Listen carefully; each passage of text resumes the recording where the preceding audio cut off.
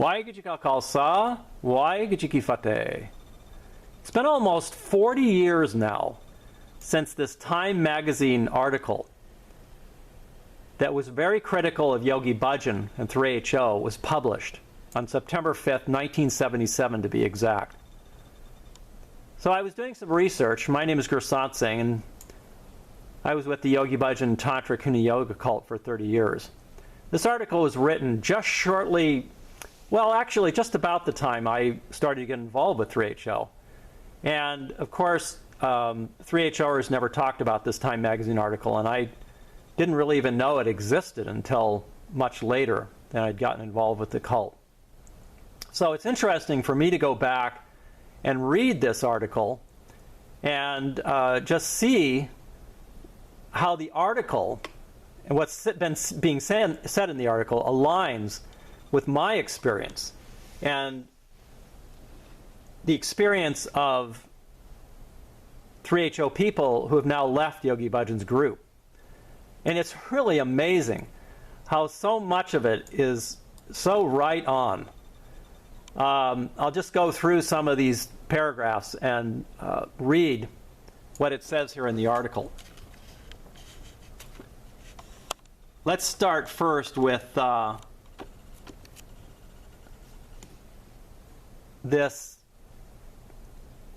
paragraph here. It says here, while yoga is not part of Sikhism, Bhajan teaches the practice and not the mild form, widespread in the US, but Tantrism, a strenuous mystical variety practiced by men and women in pairs. Claiming to be the only living master of Tantrism, Bhajan stresses Kundalini Yoga, which supposedly releases secret energy that travels up the spine. So, as we all know now as Sikhs, this Tantric and Kundalini Yoga have nothing to do with Sikhism. And in fact, these Tantric yogas are completely abhorrent to Sikhism. And Dr. Trilochan Singh, who wrote the book Sikhism and Tantric Yoga, which I discovered about 2009, Yogi Bhajan hid the book completely, categorically shows that the Shiv Shakti worship that Yogi Bhajan was into and professed through this Tantrism is completely against Sikh teachings. The Sikh gurus never taught anything to do with yoga, let alone this Tantric yoga and nonsense that Yogi Bhajan teaches. So Dr. Trilochan Singh was really on to Yogi Bhajan. He spent many months with Yogi Bhajan in 1977, and then, of course, he wrote this book, Sikhism and Tantric Yoga, which I'll put a link to, PDF. I have one of the original copies of that book, by the way. So let's go through here and read some more. He, Yogi Bhajan, reveals breathing and massage techniques said to improve sexual performance, and he preaches the man who ties a turban on his head must live up to the purity of the whiteness and radiance of his soul. Undeniably, Bhajan has struck some kind of chord. There are now 110 ashrams of various sizes in the US, Canada, and overseas. The yogi claims to have won some 250,000 followers, but a more realistic estimate would place the number of zealots at several thousand, although many more flock to his meetings. Bhajan's base is a well-groomed 40-acre ranch near Espanola, New Mexico. That's where I later moved to in 1991, so I could be closer to where Yogi Bhajan headquarters was and where he's spending most of his time.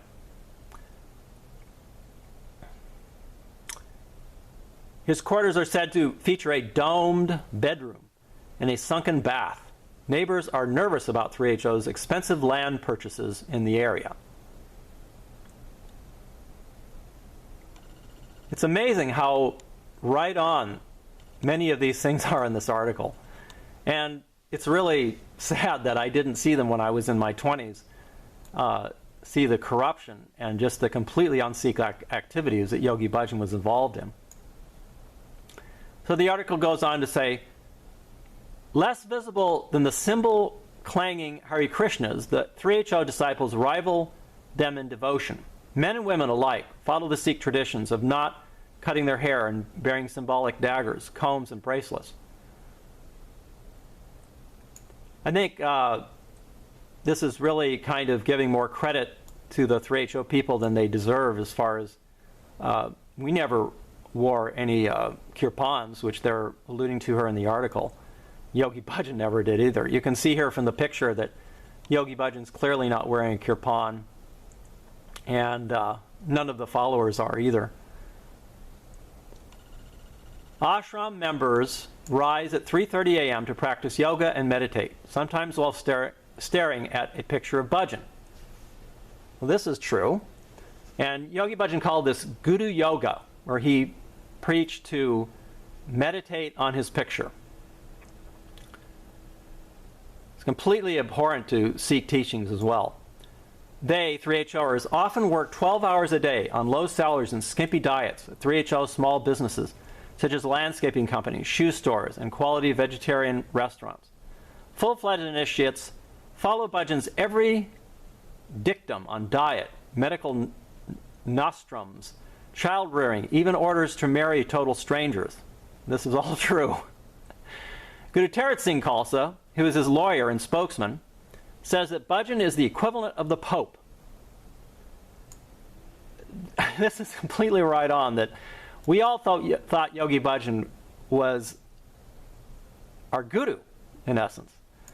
And he told us everything to do, from how to brush our teeth, when to marry, who to marry. It's all right there. It's amazing how we went along with all this. For most of the converts, the discipline of Bhajanism seems to have filled a deep spiritual vacuum. And this is very interesting. Many are in their mid-20s, just like I was, actually a little younger, and come from upper middle-class homes. A number had been dependent on LSD and marijuana. The movement claims that all have broken the habit. Now, I never really got into drugs, so I was a little different than a lot of these people who got into Bhajan's group. I had a strong Christian background, and I was interested in spiritual things. Although, you know, my family, my mother and father and my family were not, in my opinion at the time, were not giving me the spiritual direction and things that I was really craving. And that's, I think, why I started to look out for other groups that were more interested in having a daily spiritual practice and doing this type of thing. It's unfortunate that it got tied in with this Bhajan because, as I learned later, Sikhi was much more different than all of these yogas and all of these debauched things that Yogi Bhajan was into.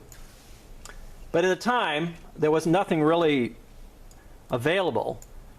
Sikh Gurdwaras were not really approachable at that time. There weren't that many Sikhs in the United States. Most of them spoke only Punjabi. So we really had to rely on Yogi Bhajan at that time, back there in the 1970s and early 80s.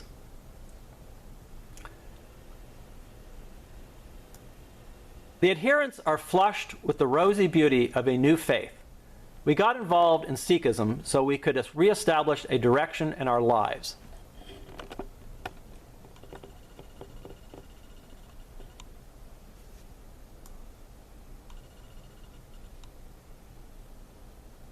Yes, the camera wasn't really on that paragraph for a while, but you can stop and read through it for yourself.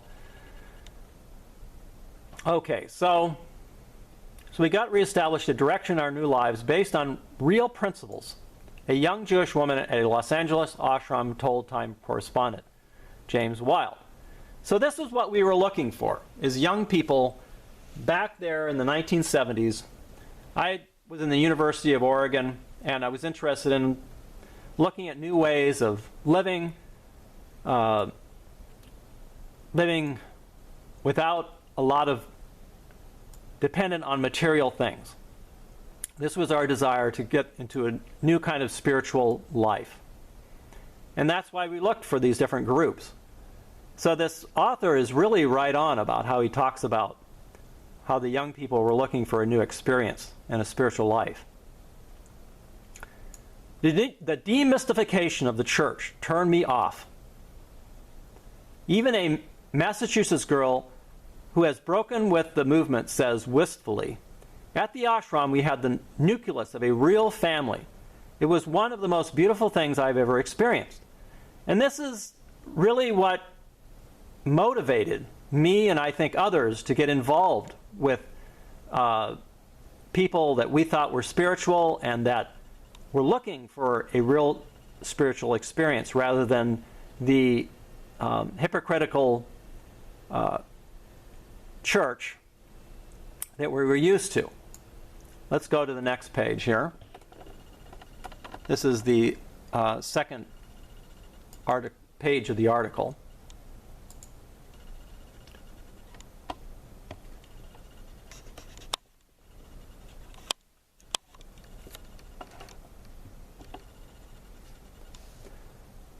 Bhajan has important backers in India. High Priest Guru Charan Singh Tora, president of the management committee for Northern India's Sikh temples, confirms that his council has given full approval to 3HO and recognized the yogi as a preacher. Tora, however, says that this does not mean Bhajan is the Sikh leader of the Western Hemisphere, as he claims. The Sikhs do not create such offices. Nor, Tora adds, has the committee given Bhajan the rarely bestowed title Sri Singh Sahib, the equivalent of saying sir 3 times, which he uses. So you can imagine, as young people, I was in my early 20s back then, and we saw that Yogi Bhajan had this credibility factor, as he proclaimed himself with this fake title of Sri Singh Sahib, and he had a lot of credibility in that regard. And it was only later that I learned that this was all really a fraud.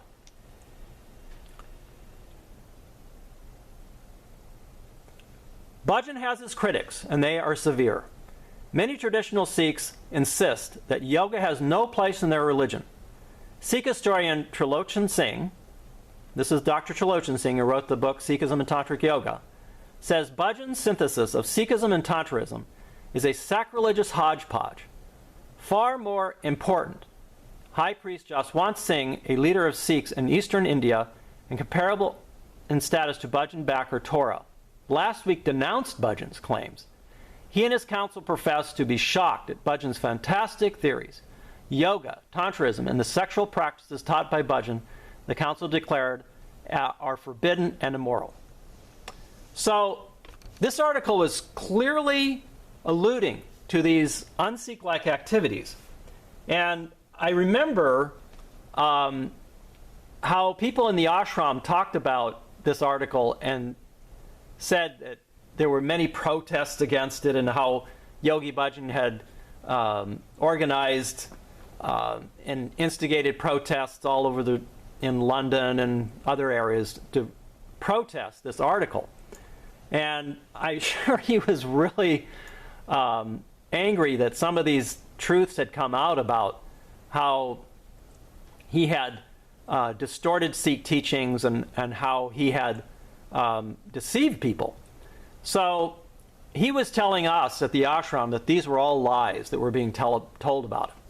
And he even got Torah to denounce what he had said here about Yogi Bhajan to the Time article writer. So they turned around and denied that they had ever said anything against Yogi Bhajan, evidently. So we were left with pretty much just believing what Yogi Bhajan said. And at the time, I didn't really investigate further into these things. But later, of course, I started investigating and found out that the Jethro, the Akaltucket at the time, had come out against Yogi Bhajan, and he was threatening to excommunicate Yogi Bhajan if he did not change. Of course, Yogi Bhajan never changed. Okay, so he and his council professed to be shocked at Bhajan's fantastic theories. So this Jaswant Singh has said, Yogatasana is a sexual practice taught by Bhajan the council declared are forbidden and immoral. There are more delicate matters at issue, many raised by people who knew Bhajan when Judith Tyberg, respected founder of Los Angeles East-West Center, where Bhajan briefly gave courses, questions his knowledge of Kundalini Yoga. She fired him from the faculty after 3 months of another reason, which she refused to divulge. So these were these allegations about sexual misconduct and having many female people around him, Yogi Bhajan. He was notorious for being a womanizer. And of course, this was all hidden from us when we were in the ashram. So it says here, Bhajan has repeatedly been accused of being a womanizer. Colleen Hoskins, who worked 7 months at his New Mexico residence, reports that men are scarcely seen there. He is served, she says, by a coterie of as many as 14 women, some of whom attend his baths, give him group massages, and take turns spending the night in his room, while his wife sleeps elsewhere. This is all true. And I personally observed when I was on security how Yogi Bhajan would sleep in the same bedroom with his secretaries and not with his wife. In fact, I tell a story about how Yogi Bhajan's wife was seeing a Vedic doctor there, and after she left the counseling of this doctor, I was the next patient, and the doctor told me how she was complaining how Yogi Bhajan never slept with her, and she was having a real problem with that. So I know he wasn't sleeping with her, and anyway, so let's get back to the article here. Colleen and her husband, Philip, Bhajan's former chancellor, who quit last year, say they could no longer countenance Bhajan's luxurious lifestyle when so many of his followers had to scrimp along. Filmmaker Don Conroy, an early apostle, says that originally the yogi was against titles, against disciples. Now he teaches only obedience to him. When Philip Hoskins quit last year, he says Bhajan told him he would suffer 84 million reincarnations and be reborn as a worm for betraying your teacher. So Bhajan would always make these threats against people who would leave. And so you can imagine how we were just really scared of Yogi Bhajan, and how dare we could never leave 3HO. We might have to suffer these 84 million reincarnations again. The current chancellor insists that Bhajan lives in a moderate manner and asserts that reports of illicit affairs and of women in the yogi's bedroom are absolutely untrue. Yogi Bhajan himself was unwilling to grant time an interview until he visits India this month with a group of disciples for a Sikh festival. When he arrives there, the supreme authority of the Sikh religion in the Western Hemisphere, Western world, may have to answer a few questions from his fellow Sikhs about the kind of religion he is preaching and practicing. So, it seems that even after 40 years now, 3HO has still not answered these questions that are brought up in this article. And if 3HO is ever to succeed, they really need to sit down and answer these questions, because these truths and these lies of Yogi Bhajan are coming out more and more. I think we should all ask some of these old-time 3HOers, like Guru Tarat Singh, who they mentioned in this article, if Yogi Bhajan was really a big lie. And I think they continue this lie in all of their publicity. They censor people and refuse to answer my questions and other meaningful questions that Sikhs have about them. Well, thank you for your time, and check out some of these links here to this article and other articles about Waheguru Ji Ka Khalsa, Waheguru Ji Ki Fateh.